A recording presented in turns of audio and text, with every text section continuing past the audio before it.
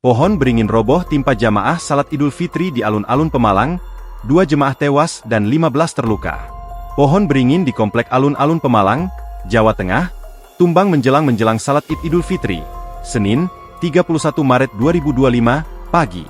Dalam peristiwa itu, 2 jamaah Masjid Agung Pemalang, Jawa Tengah meninggal dunia akibat tertimpa pohon, 1 orang kritis, dan 15 lainnya luka-luka.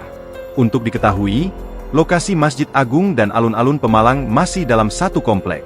Kepala Badan Penanggulangan Bencana Daerah, BPBD, Kabupaten Pemalang Andri Adi mengatakan, peristiwa tumbangnya pohon di komplek alun-alun Pemalang terjadi begitu cepat saat jamaah Masjid Agung akan menunaikan salat Id Idul Fitri.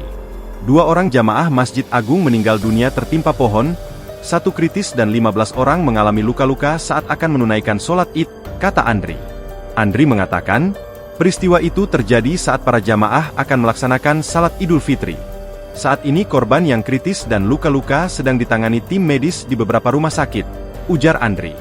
Di tempat yang sama, anggota dari fraksi PDI Perjuangan DPRD Kabupaten Pemalang Nuryani, meminta kepada pemerintah Kabupaten Pemalang untuk membantu para korban baik yang meninggal dunia maupun yang menjalani perawatan di rumah sakit.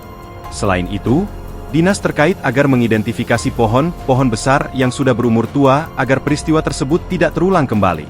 Kami mengucapkan belasungkawa kepada keluarga korban atas musibah ini, juga untuk pemerintah agar respon cepat untuk memotong pohon yang sudah tua terutama di tempat keramaian seperti alun-alun, ungkap Nuryani.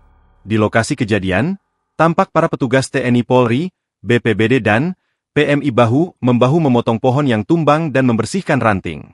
Download Tribun X sekarang, menghadirkan lokal menjadi Indonesia.